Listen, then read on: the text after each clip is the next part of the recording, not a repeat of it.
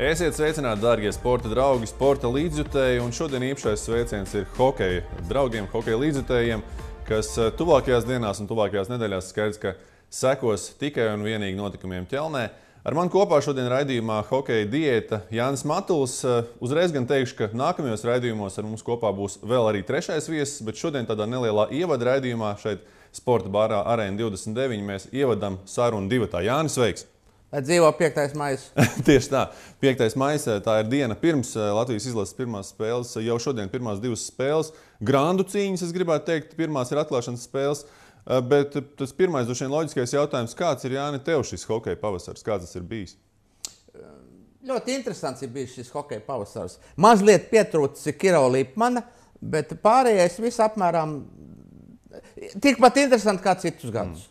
Kas ir tās lietas, kāpēc tieši Kirovs tev pietrūcis visvairāk? Kaut kāda garšvieliņa, ja? Jā, pietrūkst garšvieliņu. Kirovs ir cilvēks, ar kuru vienmēr var komunicēt, un viņš jebkurā laikā, jebkurā pilsētā pacels klausulu un izstāstīs. Vai nu gudurlietu vai muļķību, tas nav būtiski. Jo žurnālistam un mums jau dzīvē arī galvenais, lai lietas kustētos nevis tur, vai tas ir pārreiz, nepareiz, skaisti, neglīti, tam nekādas nozīmes nav. Jāni, kā ir kustējušās lietas šajā hokeja pavasarī? Tu jau teici, bez Kiro, bet tomēr kā tas viss ir noticis? Tas ir pēc plāna, kā ierasts, kādas ir bijušas tās galvenās izmaiņas, jo tomēr daudz kas ir mainījies. Ir jauns galvenais treneris, ir jauni palīgi arī, tāpat arī Hokeja federācijas vadība ir absolūti jauna varbūt politika, pieeja. Kā tev no tavām pozīcijām tas viss izskatās? No manām pozīcijām tā kā neveikla jaunava, kur grib precēties, bet nevar atrast to džeku īsti. Tā, rupi runājot, jo tātad pirmo reizi mums treniņu nometni 2 mēneši. 2 mēneši ir padaudz, to jums pateiks jebkurš, kurš ar nūju skrējas rokās ir mazliet, jā. Pusotru mēnesi no tiem 2 mēnešiem strādājuši tikai 2 kanādieši. Labi, tie, kas tur ir, viņiem gājuši stažēties, tas nebūtu nopietni. Es arī no tribīniem stažējos un varu pienest trips vai ko. Jā. Tas ir otrs tāda lieta. Trešā ir, tomēr 62 spēlētāji ir bijuši nometnē, un tagad piebrauc klāt arī 63. Teodors Bļugers. Tā masa, ko Bobs Hārtlīs ir caurskatījis, principā ir ļoti liela. Un, ja tā, skatoties uz visu to procesu, tas varbūt dažbrīd bija tāds haotisks, bet gala rezultātā jau tāpat ir izkristalizējušies tie, kuriem bija jāaizbrauc uz pasaules čempionātu. Kādi ir kādas galvenās pārmaiņas, ko tu redzēji Boba Hārtlī tieši tajā rokrakstā? Kādu spēli viņš piedāvā un ir piedāvājis šajās 10 pārbaudas spēlēs un kādu piedāvās arī noteikti pasaules čempionātā? Hārtlīs ir teicis, ka viņš grib spēlēt aktīvu hokeju. Tad uzbrucēji jau sāka pie pretinieka zilās līnijas vai pat iekšā jau sāka uzbrukt. Ir bijušas spēles, kur mēs redzam, ka tas ļoti labi izdodas, bet ir bijušas spēles, kur arī nevēl neizdodas. Tāpat Francija Edgaram Masaiskijam iemet 5 rips, un tās tomēr vairākas no tām tika pretuzbrukumos zaudētas. Tā kā teikt, vai šī taktikas maiņa izdosies, neizdosies, ir ļoti grūti pateikt. Un turklāt vēl arī, labi, tagad ir jau faktiski zinām 6 aizsargi. Zinām ir visi 8, bet 6, kas spēlēs. Francijas spēlē vēl nebija pirmā pāra aizsarga, nebija. Nebijām pilnā sastāvā. Jā, nebija optimālais sastāvs, bet vienalga. Mazliet no visu tā treniņa procesa man likās dīvaini, ka Hārtlīs turpināja nianses mācīt gandrīz līdz pat pēdējām treniņam. Tātad iepriekšējā pirmdienā bija treniņš, un viņš mācīja aizsargiem, kā iziet no situācijas, ka tu esi nokritis uz laukumu. Hārtlīs būtībā liek uzsveru uz tām niansēm, vai ne? Jā, uz niansēm. Pirmā treniņa būtībā. Jā, tas viss ir labi, bet tās nianses jau ir, tām jābūt automātiski iemācītām faktiski jau gan īsti. Un tagad, ja tu priekšpēdējā treniņā vēl māci, ko aizsargam darīt, ja tu esi nokritis uz ledus, kā tev celties augšā. Tas ir, manuprāt, mazliet par vēlu, lai gan varbūt nav par vēlu, to rezultātu rādīs. Vēl viena, manuprāt, tāda raksturīga Hārtlī iezīme ir tas, ka viņš daudz uzticās jauniem spēlētājiem. Iekritīs? Bet tas tikai normāli ir. Savulaik Viktors Ķihnovs arī uzticējās jaunajiem, jo jauno ir vieglāk locīt un liekt. Ko tu vecam pat... Ko tu vecam vilkam iemācīs, ja? Kurš Lindstrēms teica, neiemācīs vecs suns stāvēt uz divām kājām. Tā tas ir, vai ne? Ja tagad mēģinās, labi, pat, diemžēl Daugaviņš jau arī vecs, jau ir 29 gadi paliks šajā čempionātā. Labāk. Labi, ne vecs, bet jau pieredzējis, jā. Un, tāpēc ir lietas notiek, kas pie jauniem spēlētājiem labāk nostrādā. Un, jaunais jau centīsies, jaunais mēl pār kaklu un skries un darīs visu, ko treneris ir teicis, lai tiktu sastāvā, lai labāk nospēlētu un tā tālāk. Jo viņš jau saprot arī tomēr pasaules čempionātā šiem jaunajiem, vismaz dažiem, kas ir no Eiropas, kas nav bijuši Amerikā, viņiem ir izaugsmas iespējas. Tam pašam Uvim Balinskim, vai ne, viņu pa īstam pasauli ieraudzīs pirmo reizi, neskaitot kontinentālo hokeja līgu. Klau, Jāni, vēl viena jauna seja, Teodors Bļugers. Būs, laikam jāteic tā, ka labi, ka Hartlīs viņu tā teikt pēdējā brīdī izrāva, jo šobrīd pēc Laura Dārziņa savainojuma, varēja būt visādi, varbūt tā panika būtu bijusi vēl lielāka. Man katrā ziņā visi tie procesi atkal patika, jo ceturtdien preses konferencē tika pateikts, ka nevienu vairs negaidām, tad paiet badāts kaut kādas 2,5 dienas un Bļugeru vajag. Skaidrs, ka tādas klases spēlētāji kā Bļugeru ir jāņem un jāgaida līdz pēdējām brīdim, jo viņš jau pat jau ir jau 94. gads, viņš jau ir sasniedzis jau, es negribu teikt kā NHL līmeni, bet tuvu tam jau. Un turklāt viņš ir centra uzbrucējs, gudrs centra uzbrucējs, kāda mums trūksta. Vispār mums trūkst centra, un centra trūkst visās izlasēs. Kā viņi var neņemt? Klau, Laura Dārziņa savainojums. Tas bija, teiksim tā, par to runāja jau pāris dienas iepriekš, bet cik Lauris, tavuprāt, nopietni pietrūkst Latvijas izlasē? Tomēr neapšaubāms viens no līderiem, pirmo 2 maiņu uzbrucējs noteikti. Jā, noteikti. Man katrā ziņā žēl, ka Laura nebūs, jo es ļoti labi atceros pasaules čempionātu Prāgā, kur Lauris izvilka. Helsinkī, ja nemaldos. Jā, es ļoti labi atceros pasaules čempionātu Helsinkos, kur Lauris bija komandas kapteinis un arī pavilkas tajās spēlēs, kur vajadzīgs. Lauris ir viens no tiem uzbrucējiem, kurš var iemest ripu, var atdot partnerim piespēli. Lauris trūks, bet ja ir paredzēts Rihardu Buhartu likt viņa vietā tajā maiņā, tad tā atkal ir iespēja mazam Buhartam izšaut. Kā tas vienmēr dzīvē un sportā notiek. Klau, tu Kasparu Daugaviņu nosauc par vecu vilku. Vēl viens vecs vilks ir atgriezies izlasē Jānis Sprukts. Jā. Tev tas bija pārsteigums? Jā un nē, jo Hartlīs bija jau februārī teicis, ka viņš gribētu Spruktu. Varbūt man kā hokeja norišu vērotājam pārsteigums bija tas, ka Jānis tik vēlu parādījās, būtībā 2 nedēļas pēc Alpu līgas čempionāta beigām. Un, tur var būt arī kaut kāds mazs suns aprakts, jo mēs jau nezinām, kādā Jānis ir fiziskā kondīcijā, un varbūt, ka būs labi, un varbūt, ka nebūs labi. Bet to jau atkal tikai praksa parādīs. Klau, mūsu kolēģi arī lēnām ierodās Ķelnē, un, ja mēs runājam konkrēti par maiņu virknējumiem, tad Toms Prāmnieks, kā viens no pirmajiem, ir ieradies Ķelnē, mūsu TV komentētājs kolēģis, viņš arī savā Twitter kontā tad piedāvā mums pavērties uz šīm pirmajām būtībā. Visām uzbrucēju maiņām, ko tu redzi? Tur Rihards Bukarts, Sprukts, Indrešs. Pirmā maiņa nosacīta, otrā ir Roberts Bukarts, Žeriņš Daugaviņš, un pēc tam jau tālāk Skvorcovs, Girgensons, Ķēniņš un Meija Bičevs Bļugers. Skatoties uz Spruktu un Indrešu, es atceros 2012. gada čempionātu Stokholmā.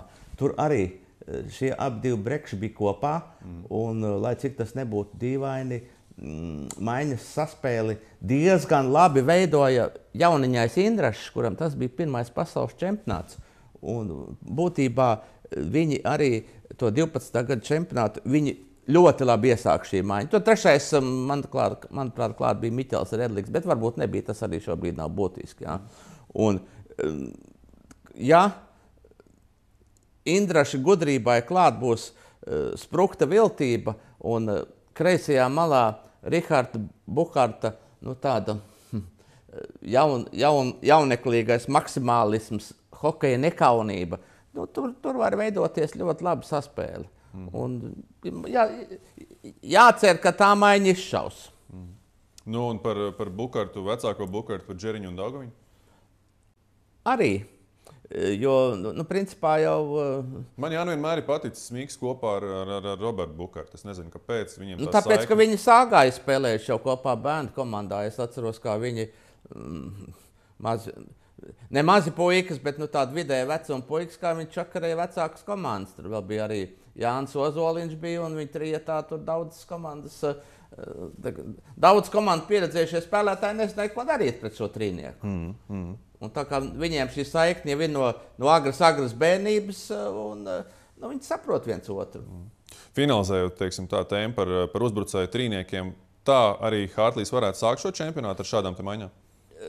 Tā varētu sākt droši vien, lai gan es tā kā... Jautājums, cik ātri kaut kas mainīsies? Jā, es prognozēju, ka varētu būt maiņa Girgensons, Bļugers, Ķēniņš. Lai gan no otras puses Gunārs Skvarcovs ļoti labi izskatās šajā vieknējumā pie Ķēniņa un Girgensona. Viņš arī ir tāds darba zirgs, kurš var arī šad tad iemest vārdus. Toms Prāmnieks mums piedāvā arī svaigāko ieskatu aizsargu pāros arī vienā no pēdējiem treniņiem pirms pirmā mača ar Dāņiem. Un tur Galviņš Cibuļskis, Kulda ar Sotnieku, Balīnskis ar Freibergu un tad jaunie Binduls ar Jaku. Līdz šim visu laiku bija Balīnskis ar Jaku kopā, bet ja ir šāda maiņa izveidot, acīm redzot, ir kaut kāds pamats tai, jo Freibergs tomēr ir daudz pieredzējušāks hokejists, un man tik interesē, kurš no viņiem būs labās malas aizsargs un kurš kreisās malas, jo principā viņi ap divi tā kā vairāk ir kreisās malas aizsargi. Bet tās ir nianses un es skatījos arī, ka sagatavošanas posmā pārbaudas spēlēs Balīnskis, kurš ir nospēlējis visas 10 spēles, ir spēlējis abās malās, gan kreisajā, gan labajā. Labi, ejam tālāk pie vairākuma brigādēm. Tur Toms ir novērojis, ka Indrešs tiek iespēlēts kopā ar Bukartu, Džeriņu, Daugaviņu un Galviņu. Tātad mēs redzam 4 uzbrucēji plus Galviņš.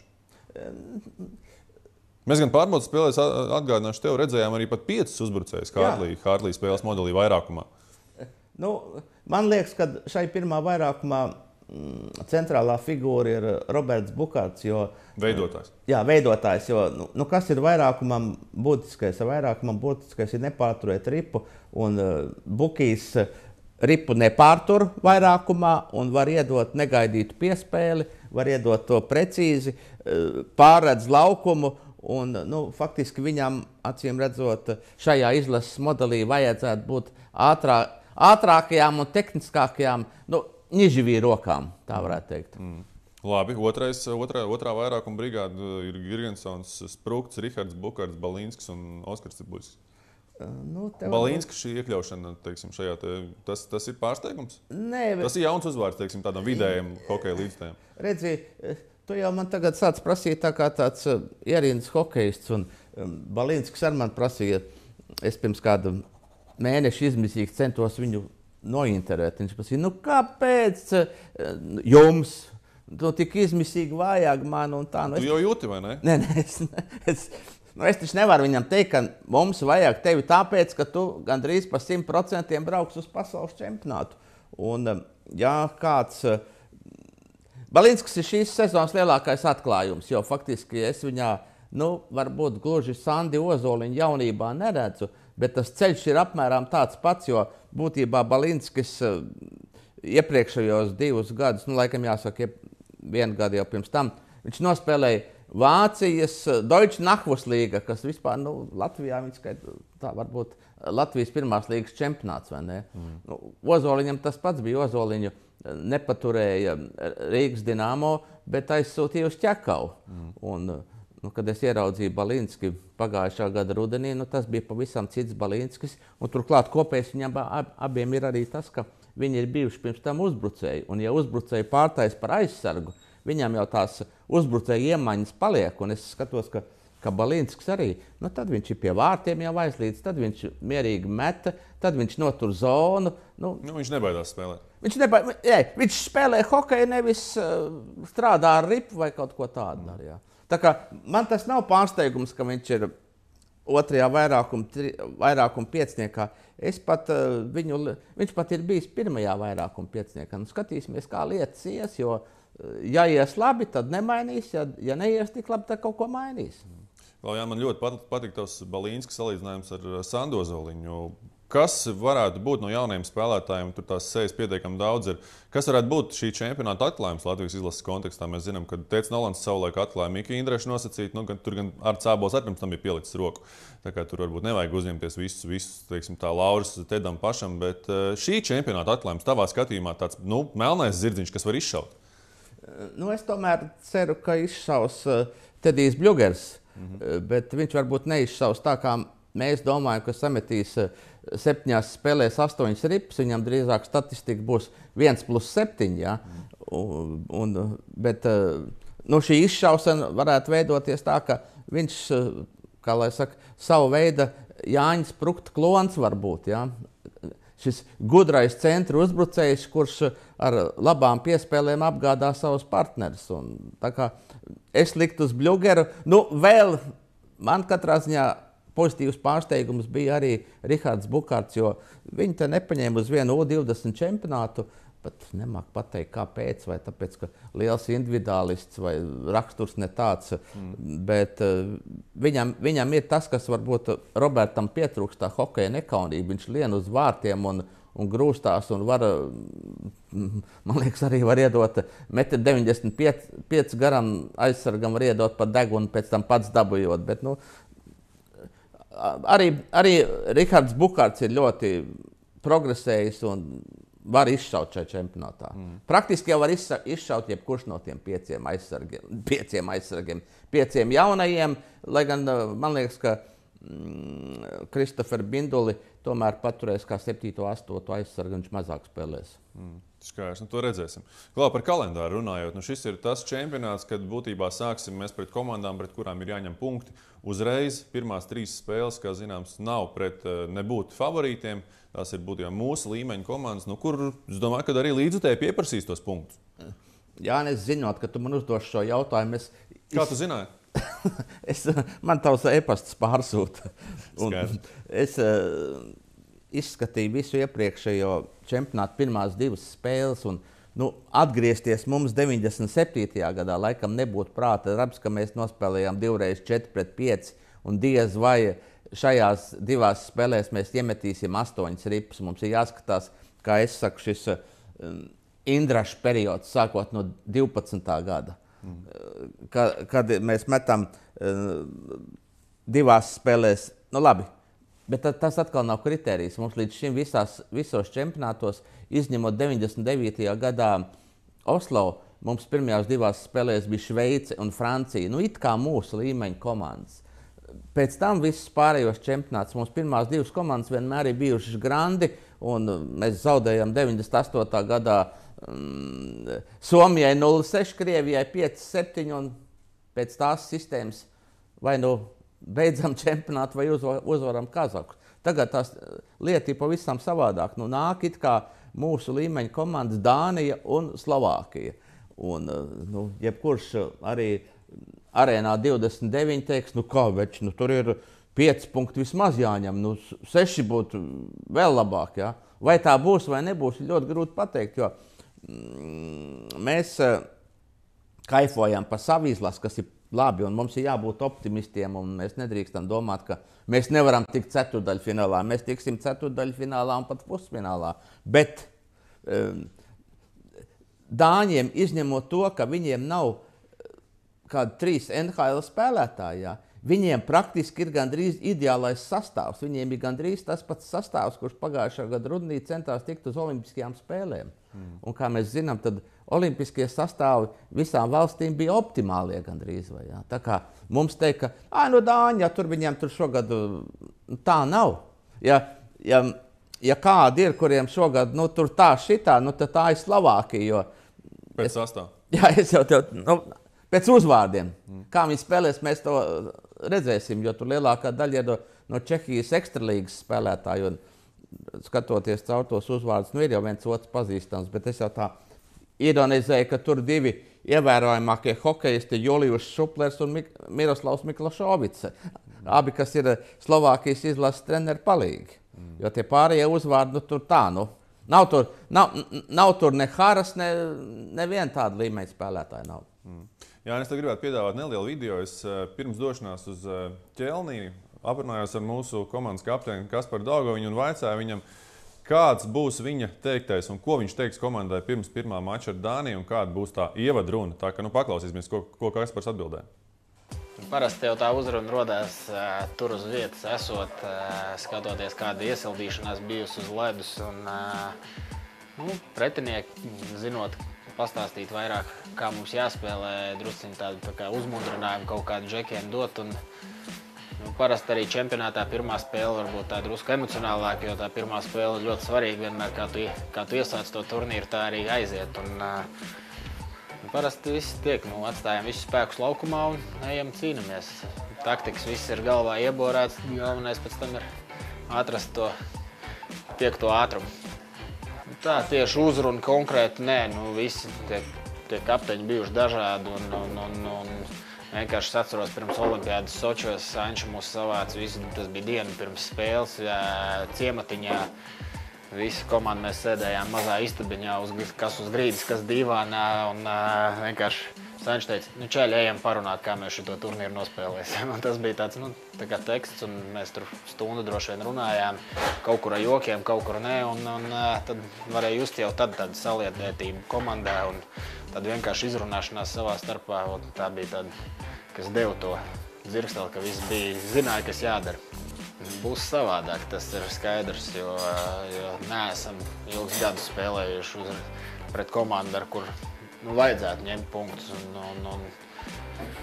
Kā būs, to mēs redzēsim tikai Vācijā, bet mēģināsim uzreiz vākt 3 punktus, lai rodās tā pārliecība. Un tad jāizmanto būs tas svaigums, protams. Bet viņi arī būs svaigi, tā kā nav baigi ko nolikt to, ka mēs esam svaigi. Vienkārši ir jānospēlē. Uzreiz jāieslēdz tas maksimālā tā koncentrācija, lai nebūtu pa vēlu.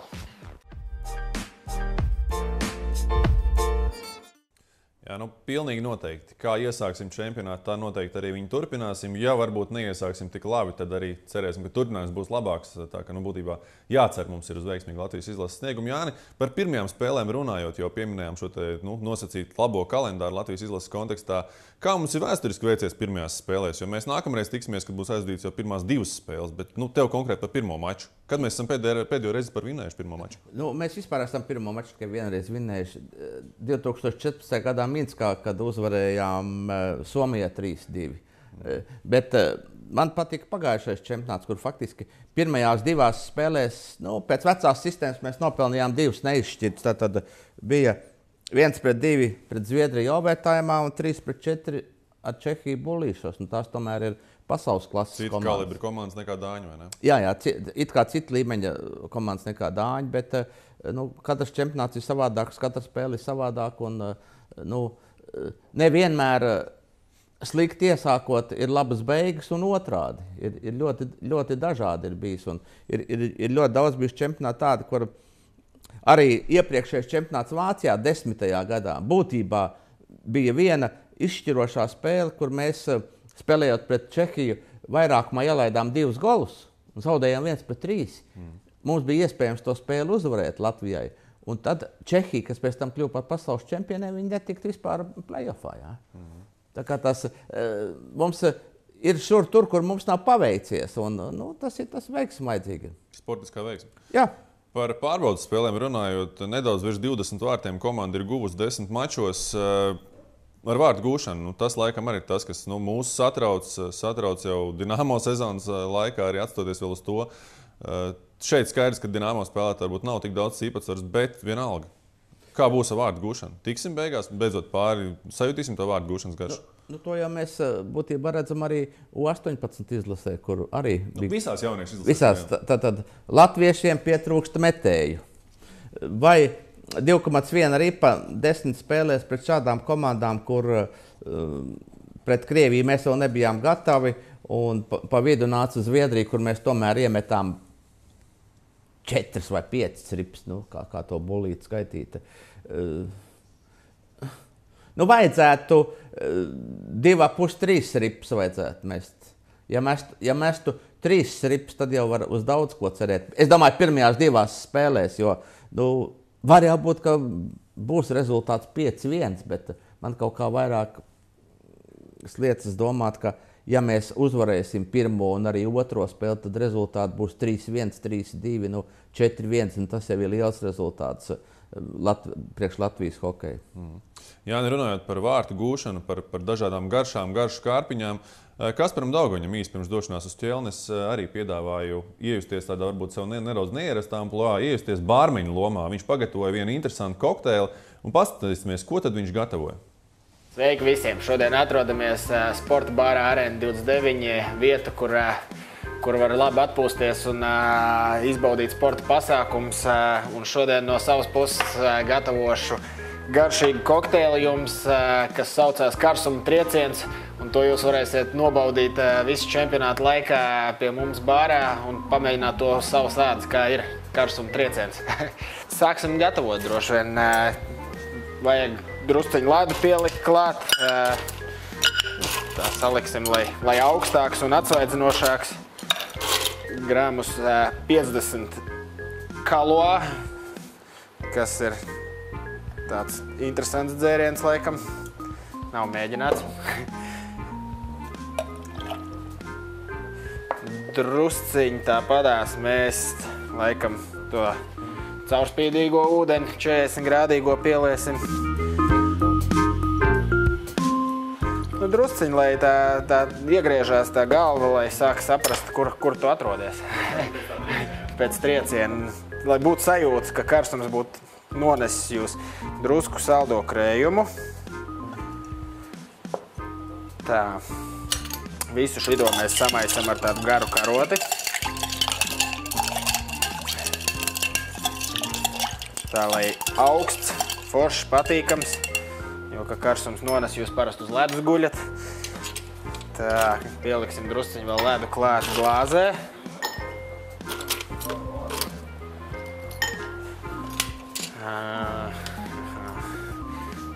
Šitas būs tas grūtākais, laikam. Lejam iekšā.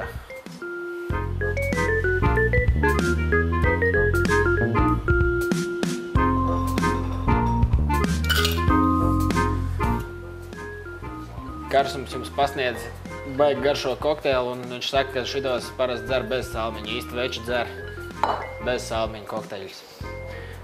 Un viss vienā rāvienā? Viss vienā rāvienā. Es nemēģinu parasti karstumu triecienu uz sevi, viņi mēģina iebortēt. Tā kā cilvēki, kas grib pamēģināt, kā jūtās lielākā daļa KHL spēlējošo spēlētāju, kad spēlē pret Mārtiņu, tas ir pēc šī kokteļa būs sajūtas jums tāds. Tev pašam ir sanācis izjust kādreiz karstumu triecienu laukumā? Pāris reizes sanāca šogad playoffā paspēlēt pret viņu, un bija pāris tādi triecieni, ka viņš bija dusmīgs uz manīm, bet ne līdz galam viņam laikam nesnāca, viņš varbūt piedeva man drusciņu. Vēl jau viņam būs laiks, es domāju. Mēs šobrīd laikam varam palūgt profesionāli novērtēt arī, kā ir sanācis, vai viss ir ievērots un lai profesionāls novērtēs. Čempionāta laikā Eģi jums gatavos karstuma triecienu un pasniegs, lai jums būtu sajūtas. 10 baļu sistēmā, kā tu vērtē, cik? Eģi tikai nepazemo. 3,4. Tas jau ir pārāk labi. Ietrūka, viņš stiprāk vajadzētu. Tā ir labs, vēl spēcīgāk trieciens.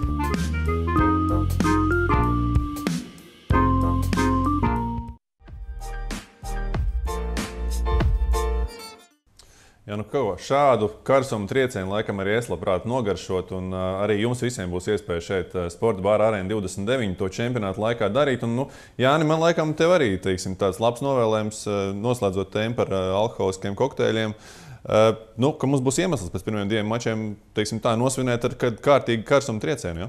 Un tu jau vēl neesi pateicis, ka katru otro dzērienu uzsauc Daugaviņš šeit. To es neesmu teicis. To teici tu. Tā kā, ja bet gadījumā... man ir dažas iebildes. Man, principā, Kaspars spēle patīk, bet šoreiz viņš ar to ledu pārforsē. Var likt tur kaut ko citu klāt ledus vietā. Skaidrs.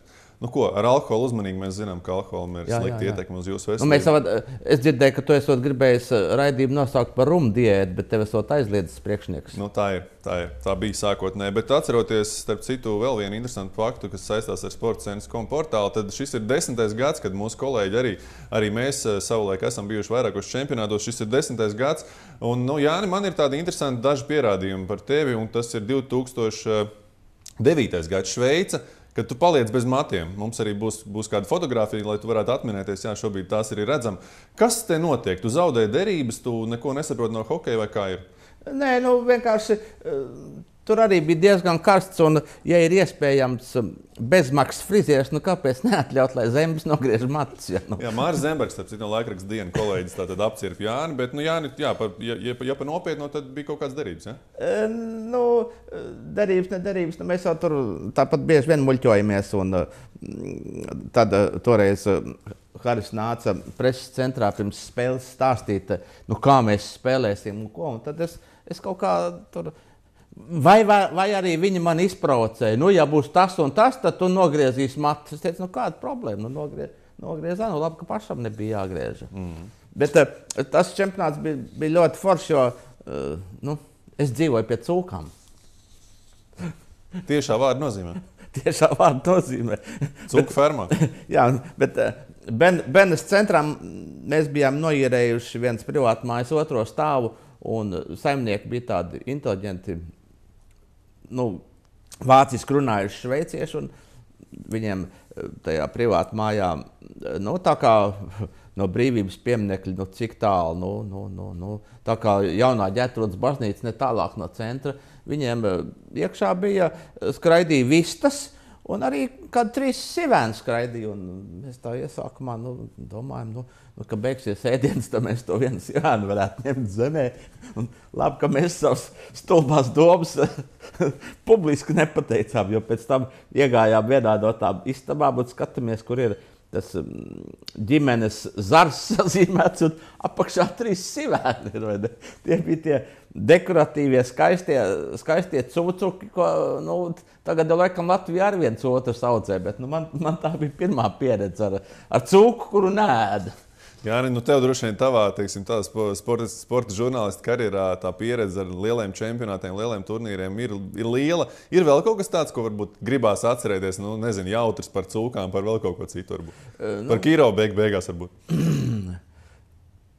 Ļoti labs bija 2001. gada čempionāts Ķelnē, kur faktiski bija 8000 Latvijas fanu bija atbraukuši, liksmoties, gaidīt uzvaras, sagaidīt tās un ārprāts, kas tur notika, jo es atceros, tā bija, laikam bija otrā spēle ar Ameriku, ka vācu žurnālists izlicis savu datoru, bija hallē uz galda, tagad kaut ko rakstījis, bet tie dolie latviešu fani jau kādas minūtes 40 pirms spēles dzied, auro kaut ko bļauj, lēkā.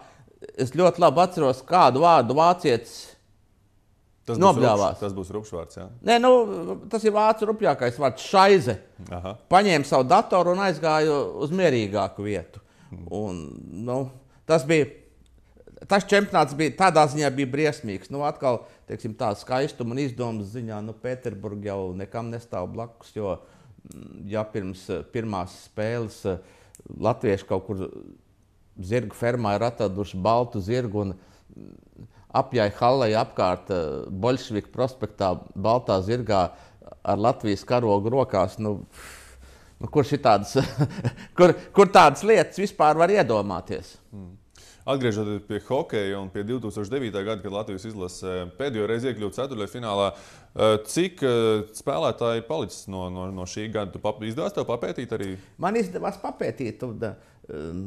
Es tikai nepapētīju, kāpēc Kaspars Dauguviņš nebija tajā čempionātā. Man liekas, ka viņš bija ar kaut kādu Stanley sasējies tajā krastā, bet ir palikuši no tajā čempionātā spēlējošiem ir palikuši tikai 3. Tas ir tātad Jānis Sprukts, kurš varēja nebūt, un 2 aizsargi - Kristaps Sotnieks un Gunts Galviņš. Teiksim, ir pagājuši tikai 8 gadi, bet būtībā jau ir, ne jau paudze nomainīsies, bet komanda gandrīz ir nomainīsies. Un, 2009. Gada komanda bija viena no labākajām komandām, ja varbūt Soču komanda bija vēl 100 gramus labāk, ja? Bet tā arī bija ļoti laba komanda. Klau, Jāni, lēnām, teiksim tā, liekot punktu, tomēr gribu tevi izaicināt uz tādu nelielu prognožu spēli. Un esmu izvēlējies jautājumu, tātad mēs nākamreiz tiekamies pēc pirmajām 2 Latvijas izlases spēlēm. Pēc 2 uzvarām, jā? Pēc 2 uzvarām. To redzēsim, tāds arī ir mans jautājums. Vai Latvijas izlase pirmajās 2 spēlēs izcīnīs vismaz 4 punktus turnīra tabulā?